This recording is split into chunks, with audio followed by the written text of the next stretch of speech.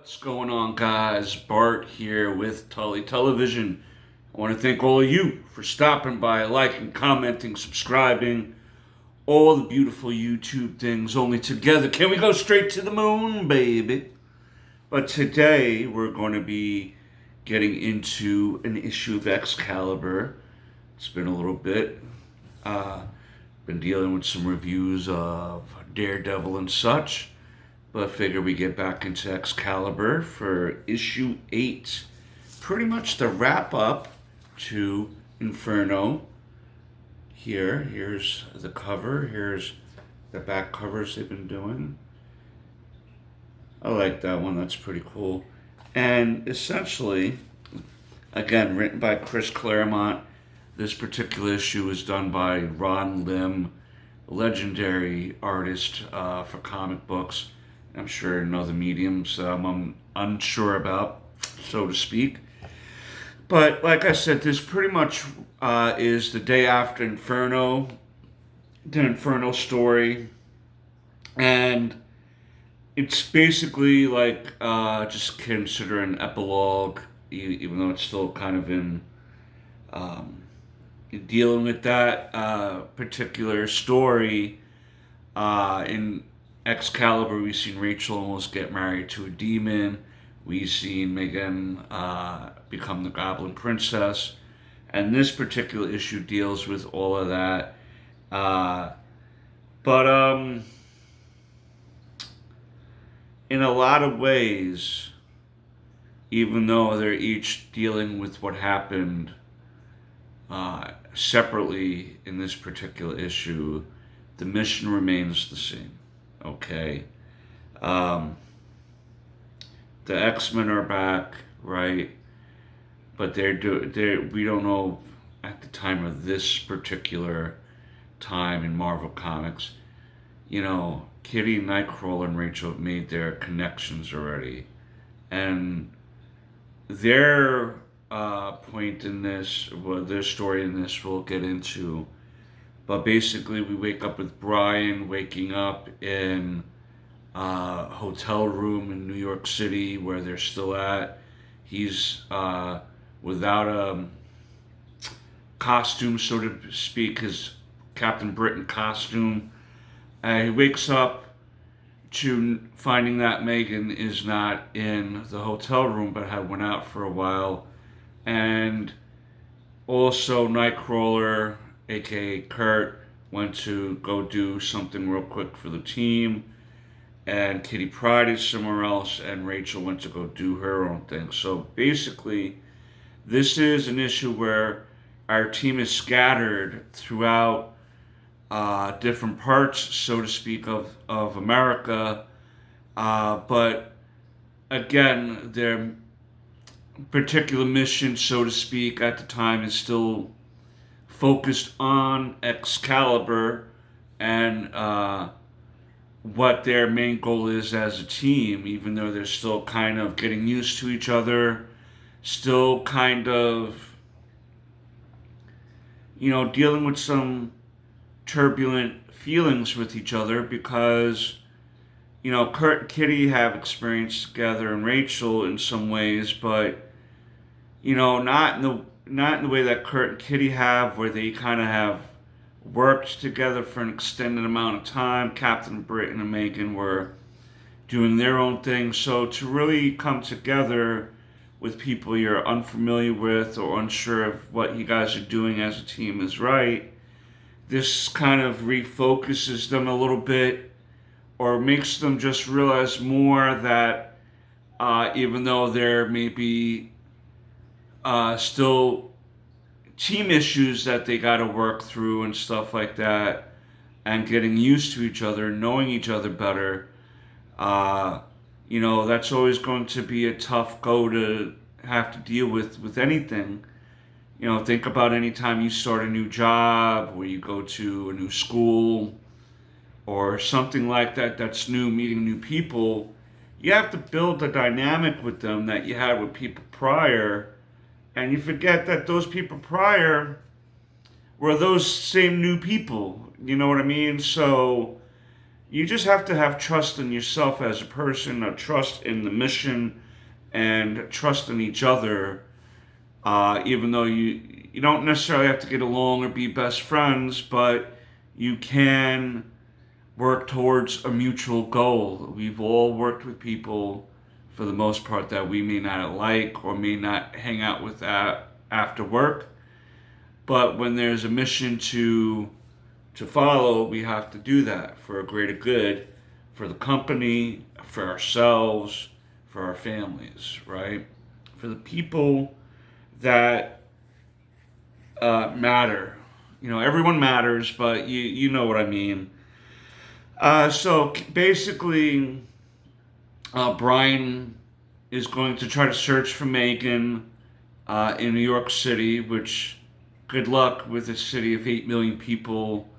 I don't know how many people were in Manhattan in 1990 or whatever, like that, 1989, but good luck finding Megan, one particular person on an island of 8 million people. That's basically where he's at with this. Megan, what she has done, why she disappeared or left, was because she's feeling very guilty about her place in the Inferno story, where she became the Goblin Princess and turned on her team for a little while, and they were able to save her and stuff. But being she's an empath, so to speak, her emotions usually are in flux, or at least seems to be very early on in this series. And as she's out, she meets some friends, and basically, what she does is she takes the image, basically, of one of them that she met, and darkens her skin and stuff like that. And she has a little New York adventure with a bunch of new friends, and then as her and her new friends disappear, she meets some guy that she kind of takes the female version of, so to speak, and they go off and do something. So in this particular issue, it seems like Megan is unsure of if she's a good person, a good being, if what she's trying to do in life is the proper thing, because it seems so easy for her to give in to those primal instincts of wanting, to be put in a position of power, so to speak. And, it kind of would confuse someone if they're naturally good, that they're so prone to just going off the deep end like that. But I think that the main part of this particular story for Brian and for Megan is for Brian to allow Megan to live her own life, to not, she has to make her own decisions, her own path, crave her own path, and Brian's afraid of that because of, knowing the type of people that are out there willing to take advantage of someone so, what's the proper word? So, I don't want to say gullible because, she has her own thoughts and stuff like that, but she initially believes the best in everyone without even thinking that there's anything bad about the situation being presented to her. Whereas Brian knows a lot of bad people are out there with bad intentions,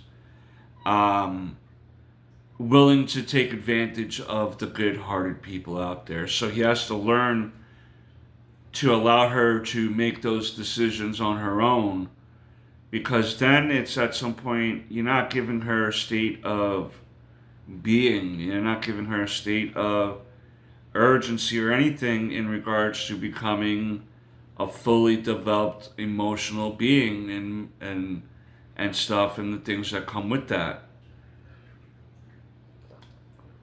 It's kind of why I like this issue a lot. Chris Claremont really kind of put in a lot of emotional weight to consider in this particular issue, right? Some of the levity comes from Brian, aka Captain Britain. just so lost about stuff. He has to end up changing his clothes even because he saved somebody and then clothes got destroyed and people. So it was like a whole hubbub with that, right? Kitty Pryde in this particular issue winds up going to the X mansion and she comes across the New Mutants, so to speak, right? And she goes there to kind of collect her thoughts, so to speak, but the New Mutants are there. And they kind of have a scuffle because it's almost as if she has the monopoly, like as if she has grieving and heartache on lock around them, right? And during that little scuffle, uh, Ileana kind of puts her in her place a little bit. Like, who do you think you are, man? We may have been friends in the past, but everyone has suffered here, not just you. We look at I suffered more than you did, in a way like that, and it kind of jolts Kitty back a little bit to kind of really reevaluate herself because in this particular issue she did forget, like, she's not the only one with pain. She's not the only one with a past of trying to still be optimistic for the future. And here's Ileana, one of the main components to the Infernal story, being used the way she did by demons. Like, she has kind of more of a gripe about life right at the moment than Kitty does. And the New Mutants go off, and kind of Kitty's just left there wondering, kind of like how she could have probably been a little bit better in that interaction. But that's the point of growth, you know what I mean? You're allowing yourself to be open to learning when you screw up, right? Even though your pain and heartache is fully valid, there's others around you who went through what you went through, maybe not as bad as you went through, or even worse than what you went through. But everyone at some point deals with pain and loss and suffering. And I'm not saying it's easy to get out of. There's a lot of things that I suffer with memories of course. And it's not a fun time when you remember the people you lost, the things you may have done to people, things that people may have done to you. But the appreciation of the people that you have left and your own life and the things that God has given us, or the universe has given us, however you want to phrase it for yourselves. This is everything. This is something that everyone deals with, and we forget that sometimes. So, Kitty, still young in this timeline, in a sense. Maybe not as young as when she first started as an X-Men at 14, 15, but, you could be any age and still learn or be reminded of things that we should have learned. It's not a bad thing, you know what I mean, to take accountability and an inventory of our own stuff and remember how that interacts with other people and not just their stuff. And here we kind of catch up with Rachel a little bit, where we see Jean Grey with baby Cable, and Rachel not necessarily showing up, but kind of dropping in, so to speak, to kind of just take in the whole thing of the Infernal storyline, and that how Nathaniel was able to be saved, and that he has Jean and Scott and his big sister now, right? And just wanted to do a check-in on him before Excalibur left to go back to England, so to speak.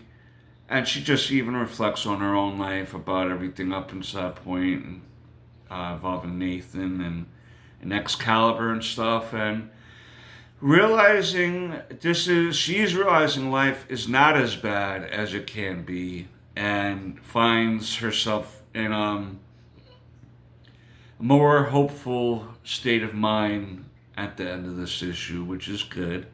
Can't always fly around cranky and miserable, because then you become no better than the villains you're fighting, supposedly. So I thought that was pretty cool, man. We see Megan showing up at a basketball street b-ball game. She takes on the image of Black Lady to kind of fit in with the other people. That's what she seemed to have been doing the whole book, acclimating to the people around her to fit in and kind of just to get that human experience, so to speak, or that experience of not being known who you are and having a good time and being able to slip into someone else's face. It's got to be phenomenal. We've all felt that, going out and being like, oh man, I wish I could just change my face and not be bothered by anybody. And this is where Brian finally finds her in his travels, and they reunite.